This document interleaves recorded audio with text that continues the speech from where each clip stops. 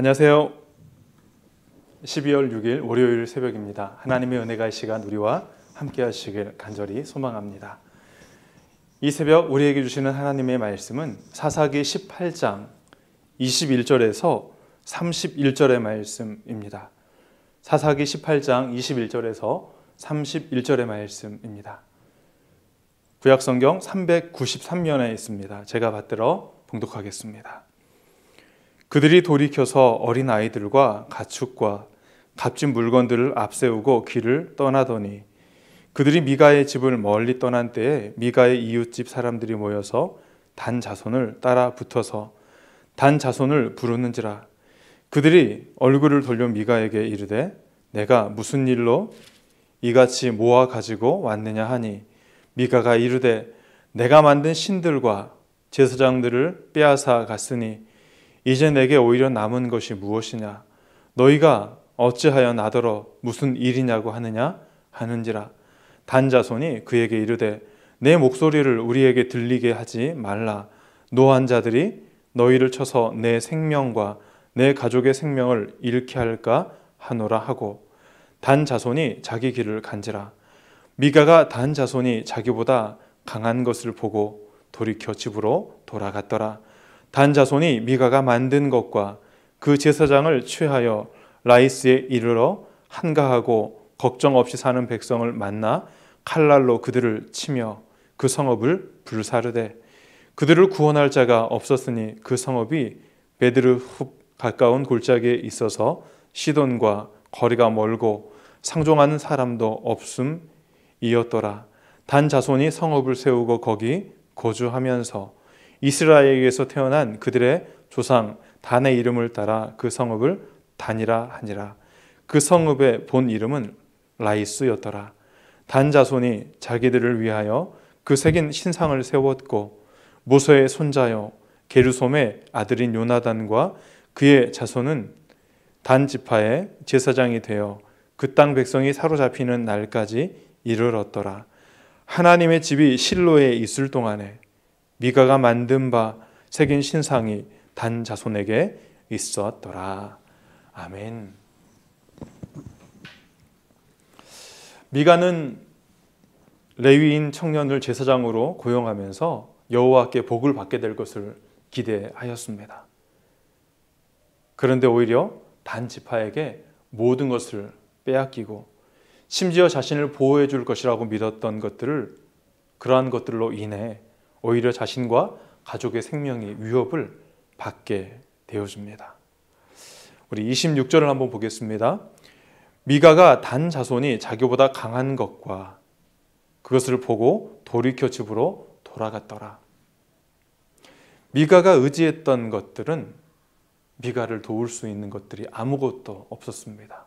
신상도 그리고 제사장으로 세웠던 레위인 청년도 오히려 더 강한 것에 의해 그는 두려움을 느끼고 집으로 돌아갔던 것이지요.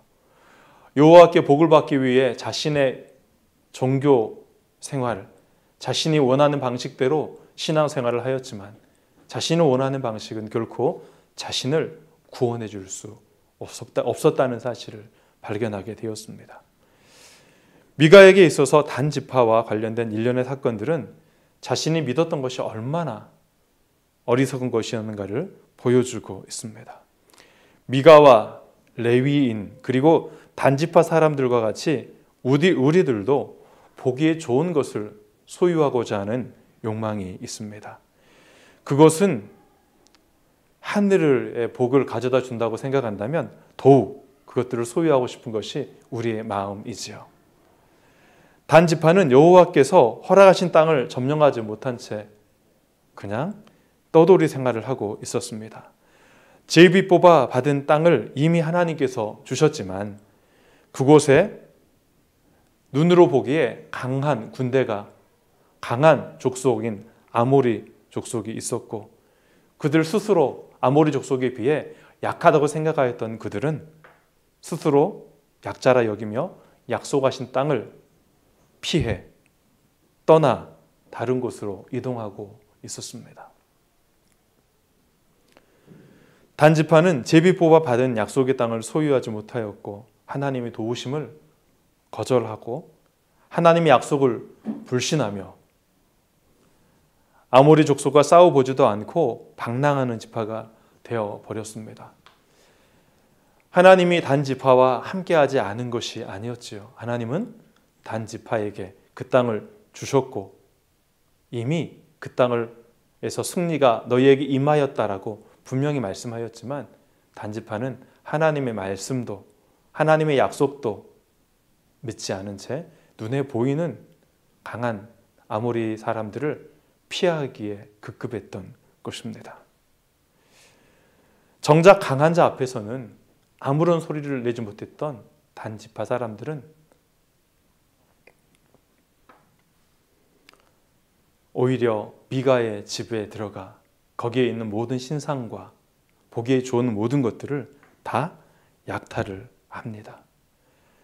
자신보다 약한 미가의 집안의 우상들을 도둑질하고 항변하는 미가의 가족들을 향하여서 오히려 그들의 목숨을 위협하며 큰 소리 내지 말아라.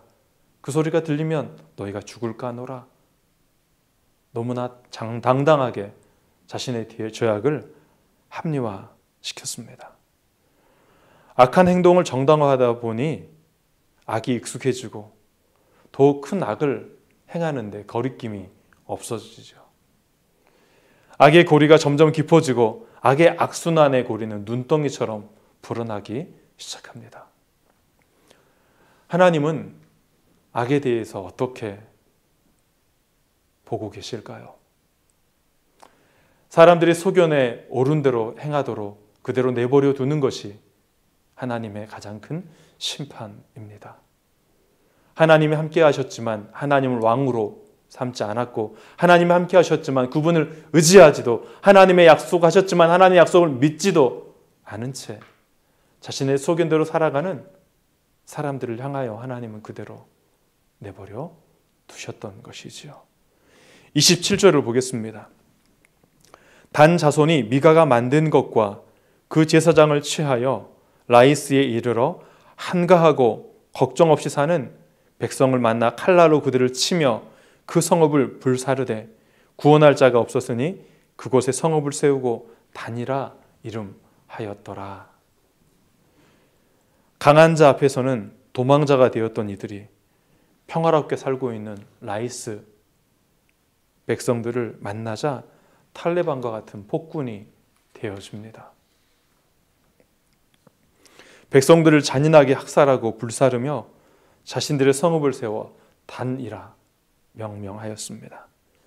하나님은 단지파에게 아모리 족속의 땅을 주셨건만 그 땅은 포기하고 하나님이 주시지 않는 진멸하라 명하지 않았던 라이스 땅을 점령하고 그곳에 거주하였던 것이지요. 단지파의 삶은 하나님과는 무관한 삶을 살았습니다. 30절을 보면 미가의 집에서 제사장으로 섬기던 레위인이 누구인가를 밝히고 있습니다. 모세의 손자요 게르솜의 아들인 요나단이었습니다. 모세의 가문만으로도 상징적인 의미가 있지요. 그의 아들의 손자 요나단은 그를 소유하고 있는 것만으로도 그와 함께 머물고 있는 것만으로도 종교적인 정당성을 확보할 수가 있었으며 하나님 주실 그 복을 왠지 받을 것 같은 그러한 강한 확신들이 있었던 것입니다. 단지파는 모세의 가문 출신으로 종교적 정당성을 최대한 확보하려고 하였지만 하나님이 세우신 제사장이 아니면 아무리 비슷해도 가짜이며 아무런 능력이 없습니다. 모세의 가문까지 우상 숭배의 핵심에 참여하고 있을 만큼 사사시대는 그 뿌리부터 타락했던 시대였습니다. 한 개인에게서 시작한 타락이 한 가정으로 이제 그것이 한 지파로 확대되어지는 것들을 보게 되어집니다. 그리고 마지막 절에 이렇게 말씀합니다. 하나님의 집이 실로에 있을 동안에 미가가 만든 바 새긴 신상이 단 자손에게 있었더라라는 말로 끝을 맺습니다. 하나님이 없었다면, 하나님의 성막이 존재하지 않았다면 어떻게든 힘든 시기를 살아가고자 노력하는 이들의 행위가 조금이라도 정당화될 수 있었을 텐데, 안타깝게도 하나님은 언제나 그들과 함께 계셨습니다. 사사시대뿐만 아니라 이후에 지금까지 하나님은 우리를 떠나신 적이 없으십니다. 오늘의 사건은 있어서는 안 될, 있을 수도 없는 일들을 일어났다는 것을 우리는 알게 되어집니다. 하나님의 집이 실로에 있었다라는 것은 사사시대의 타락의 그 시기에도 하나님은 그들과 함께 계셨다는 것입니다. 우상 숭배가 판을 치고 모든 종교 지도자들이 타락을 했더라도 그곳에 하나님이 머물고 계신다면 우리가 그것들을 이기고 극복하고 변화시킬 희망이 우리에게 있었지 않았을까? 또한 개인에게, 한 가정에게, 한 지파에게 하나님이 함께 하심을 분명하게 믿었더라면 그들의 타락이 멈추지 않았을까라는 생각을 하여 봅니다. 코로나의 시대를 살아가는 우리의 모습, 그리고 그 안에서 갈등하는, 고뇌하는 우리의 삶의 자리를 하나님은 잘 아십니다.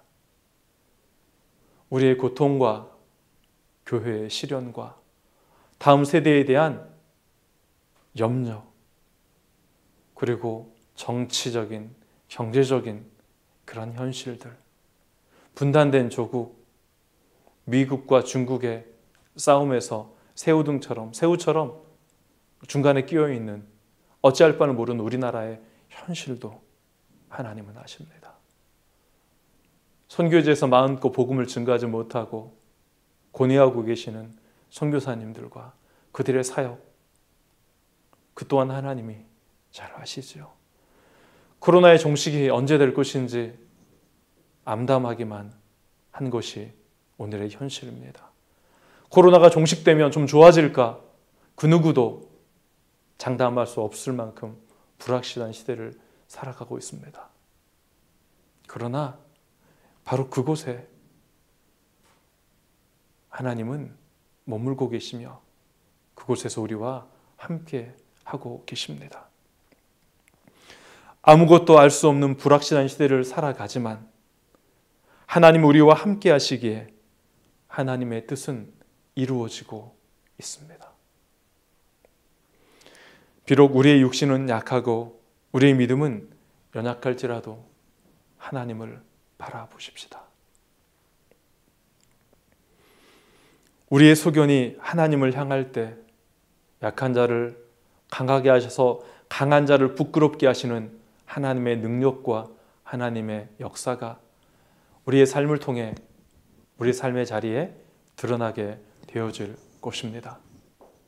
대림절 두 번째 시간이 시작되었습니다. 임마누엘 하나님께서 우리와 함께 하심을 믿으며 힘을 내십시다. 기도하겠습니다. 하나님, 모두가 소견의 어른들을 행하며 타락하며 하나님을 떠나고 있는 그런 상황 속에서도 하나님은 그곳에 머물고 계셨음에 감사를 드립니다. 우리의 삶의 자리가 어떠하든지 코로나가 하나님 지속되며 오히려 하는 방역 단계가 한 단계 상승하며 우리의 삶은 점점 공고하여지고 있지만 그럼에도 불구하고 우리의 삶의 자리 가운데 함께하여 주시고 동행하여 주시니 감사합니다. 이 한 주간도 하나님이 주신 힘으로 살아갈 수 있도록 우리의 삶을 살아낼 수 있도록 인도하여 주시고 우리의 욕심은 약합니다. 강건케 하시며 우리의 믿음도 약합니다. 하나님, 약한 믿음 위에 힘을 더하셔서 하나님의 은혜로 살아가는 한 주간 되게 하여 주옵소서. 예수님의 이름으로 기도합니다. 아멘.